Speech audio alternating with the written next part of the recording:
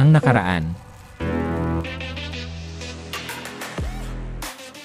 Nagkaharap na nga ang ikalawang prinsipe at ang Sword Demon, ngunit bigla din naman silang hindi nagkaintindihan sa kanilang mga plano. Subalit kahit gayon paman ay umalis na lang ang matanda at sinabihang pag-iisipan nito ang mga inaalok ng prinsipe. At pumunta din naman agad si Master Go sa kanyang ama para isabotahe ang mga plano ng Sword Demon at kunin ang demonic army para sa kanyang sarili. At nagpunta din naman agad ang Sword Demon sa cult leader at mayroon itong gustong sabihin sa kanya. At sa pagkakataong ito ay sinasuggest nito na siya na ngayon ay susuporta sa ikalawang prinsipe.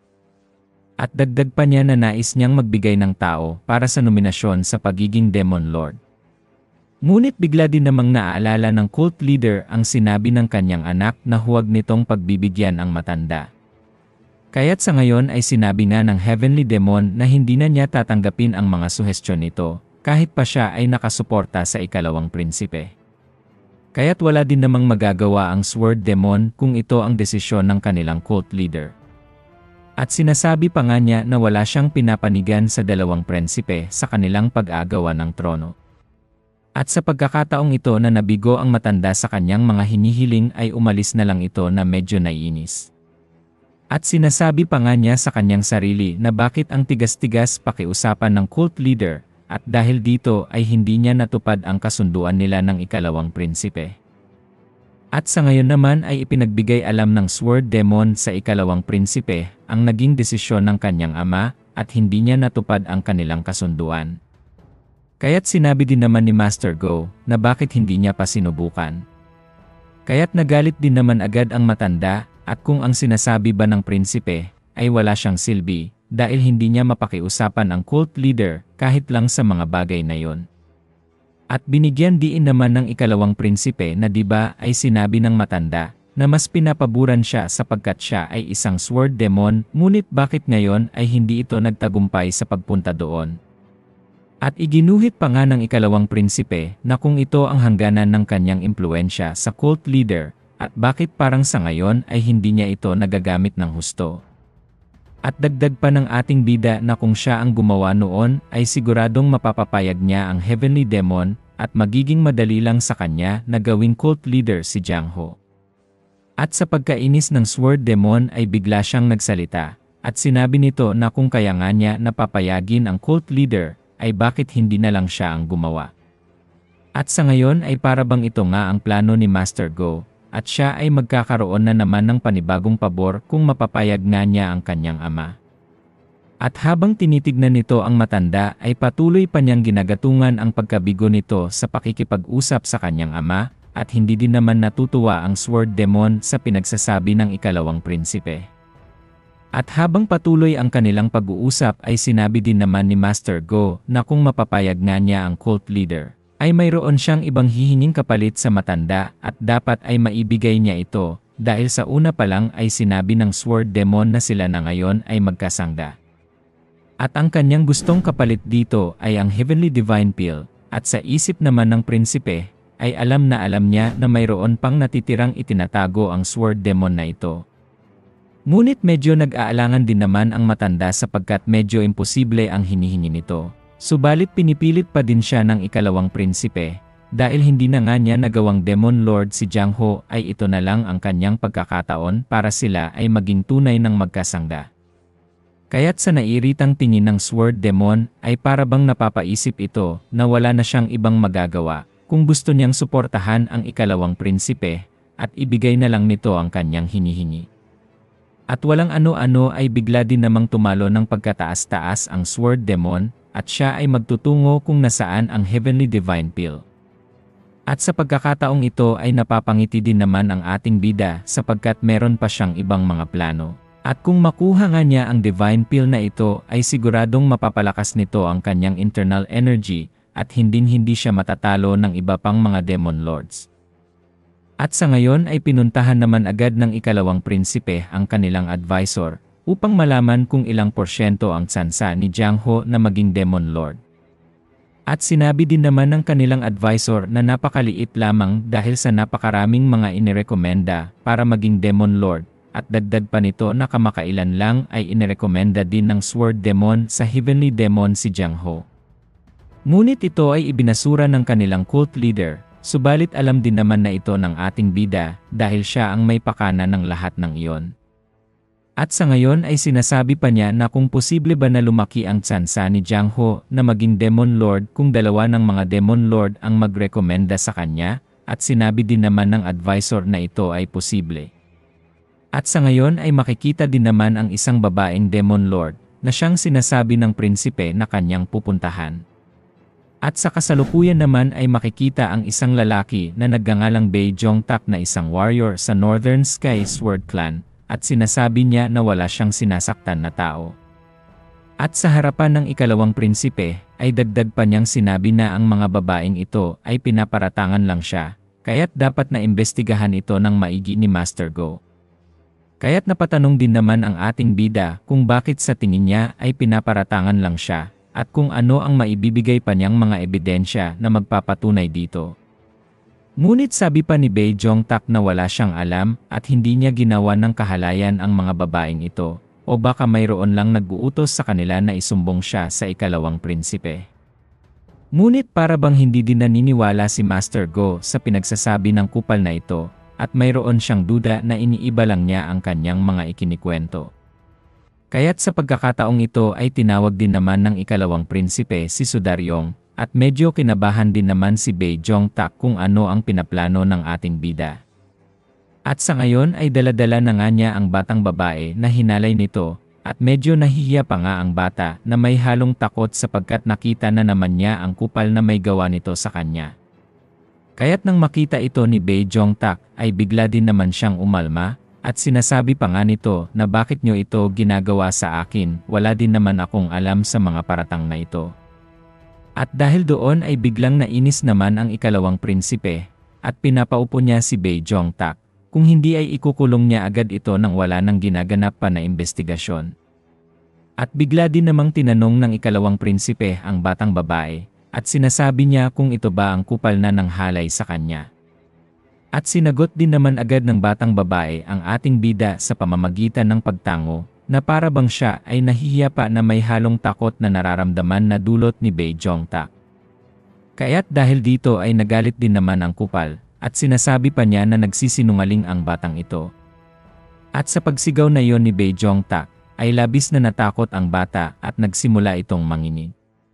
At dagdag pa ng kupal na baka nagkakaganito ang bata dahil baka mahuli siyang nagsisinungaling, ngunit bigla din naman siyang sinagot ni Master Go na ang panginginig ng bata ay dahilan ng kanyang takot na nararamdaman kay Bei Jongtak.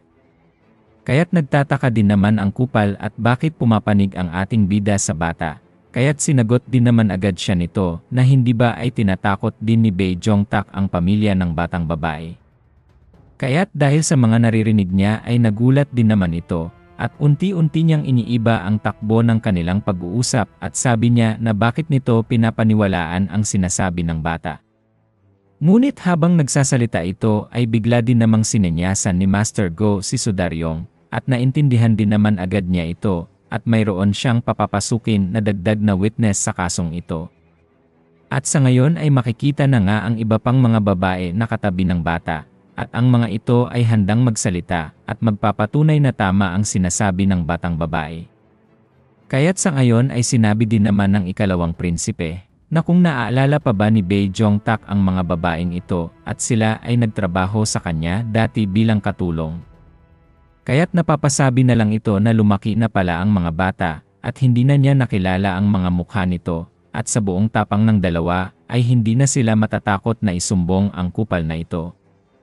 At sa buong determinasyon ng dalawa, ay hindi na nila iaatras ang kaso laban kay Bei Jongtak. At nagsimula din namang magsalita ang ikalawang prinsipe, at sinasabi niya na huwag nang magmaang-maangan pa si Bei Jongtak at nagsalita na ang dalawang babae. At napapaloob sa kaso niya na pare-pareho niyang hinalay ang mga ito, at ganun na din ang pananakot na ginawa nito sa kanilang mga pamilya. At pinaglaruan niya ang dalawang babaeng ito ng halos 3 taon bago siya humanap ng bagong biktima, at dahil dito ay para bang naiisip na ng kupal na nabuko na siya. Kaya't sa kanyang depensa ay sinabi nito na nagawa lang niya ang lahat ng pagkakamaling iyon, dahil siya ay lasing lamang, at humihingi ito ng kapatawaran sa kanyang mga ginawa at ipawalang sala na siya kahit ngayon lang. At dagdag pa niya na wala din namang batas na nagsasabi na makukulong sila dahil ginalaw nito ang kanyang mga katulong, kaya't kahit na ano pa ang gawin ng prinsipe, ay mapapawalang bisa ang kaso. Subalit sinagot din naman agad siya ni Master Go na tama ang kanyang sinabi, at mabuti ay marunong siya sa mga batas. At kung patatawarin siya ng prinsipe, ay hindi na ito mauulit, dagdag pang sinabi ni Bae-jong-tak, at kung gusto niyang pumirma pa ito sa isang kasunduan ay gagawin niya. Ngunit bigla din namang sinabi ni Master Go na hindi na kailangan ng mga ito dahil hindi din naman siya ikukulong.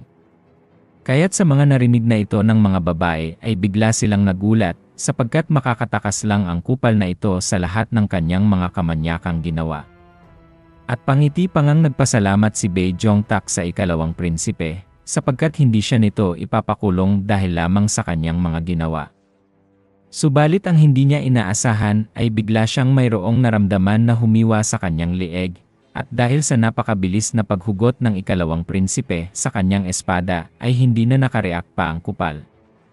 At sa pagkabigla ng kanyang mukha ay wala na itong nasabi sapagkat ang kanyang ulo ay humiwalay na sa kanyang katawan ng ganon kadali lang. Kaya't habang lumilipad ang ulo ni Bae-jong-tak ay sinasabi din naman ng ikalawang prinsipe na hindi na niya ito ipapakulong sapagkat mayroon na siyang pupuntahang ibang lugar at ito ay patungo sa impyerno. At sa biglaang mga pangyayari ay natumba din naman agad ang katawan nito, at nagulat naman ang mga babae sapagkat napaka-brutal ng kanilang mga nasasaksihan ngayon. At kasabay na din si Sudaryong na hindi makapaniwala na gagawin ito ni Master Go kay Bae-jong-tak. At sa ngayon ay sinasabi nga ng prinsipe na patay na ang taong nagpapahirap sa kanila, at ang kanilang mga pamilya ay hindi na makakaranas pa ng pananakot. At nabigla din naman ang mga babae sapagkat hindi nila inaasahan na ganito pala ang gagawin ng ikalawang prinsipe. At dagdag pa nga ni Master Go na ang lahat ng mga pinagdaanan ng mga babaeng ito ay hindi nila makakalimutan hanggat sila ay nabubuhay, at ang hinihiling lang niya na hindi din nila kalimutan ang nangyari sa araw na ito.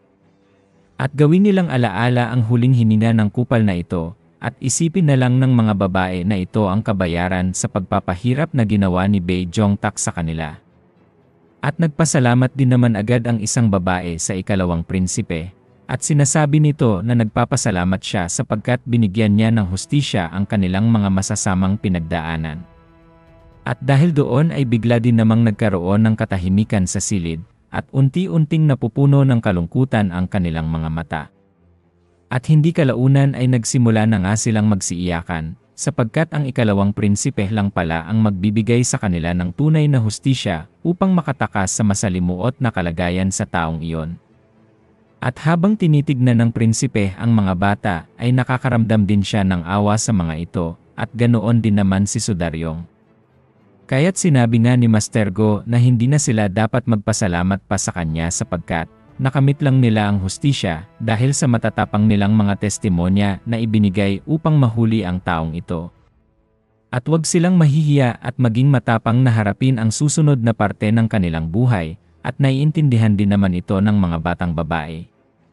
At nang matapos na ang lahat ay hinay-hinay nang ang umuwi ang mga ito na para bang nabunutan ng tinik ang kanilang mga dibdib, at habang napapatingin ang prinsipe ay meron namang sumagi sa kanyang isipan.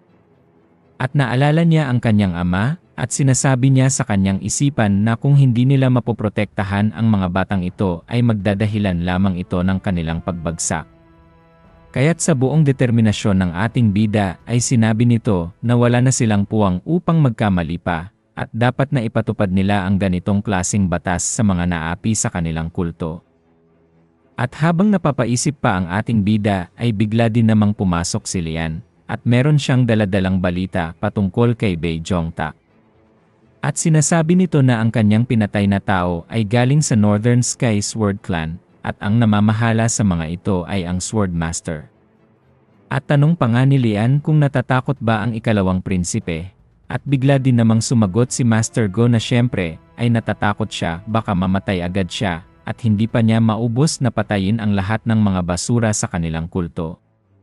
Kaya't dahil dito ay nangangamba din naman ang babaeng guard, at baka samantalahin lang ang kabaitan ng ikalawang prinsipe ng ibang mga tao. At sinasabi din naman ni Master Go na maging mabait lang at maging tapat ang lahat ng mga tao ay siguradong walang mga mangyayaring masama sa kanila. At napapatingin na lang dito si Lian dahil para bang naintindihan na niya ang ipinupunto ng ating bida. At kasabay din dito ay biglang inutusan ng ikalawang prinsipe si Sudaryong na ipagbigay alam ang mga nangyari ngayon sa Sword Master at gusto niyang makausap ito ng personal. At sa kasalukuyan naman sa Northern Sky Sword Clan ay makikita naman na napakalawak ng nasasakupan nito sa gitna ng mga kabundukan. At sa ngayon ay pumunta na nga ang ikalawang prinsipe para personal na makausap ang Sword Master. Kaya't sinamahan naman agad siya ng isa sa mga guard sa lugar na ito. At sa gitna ng napakaraming mga kawayan ay dito din naman makikita ang silid ng Sword Master, at para bang ito ay punong-puno ng kakaibang aura. At sinabi na nga ng isang gwardiya na nakarating na nga ang leader ng Nirvana Pavilion, at dahil dito ay lumabas din naman ang Sword Master. At sa damit nito na puting-puti at halos balot na balot ang katawan, at sa mga malaporselana nitong balat, ay hindi isipin na ito pala ang isa sa 8 Demon Lords na dalubhasa sa paggamit ng espada. At makikitang ito ay isang napakagandang babae, at siya pa nga ang unang nag-welcome sa ikalawang prinsipe. At ang pangalan nito ay si Soyonrang, at ang tinaguriang isa sa 8 mga Demon Lord at ang Sword Master ng lugar ng Ilwa.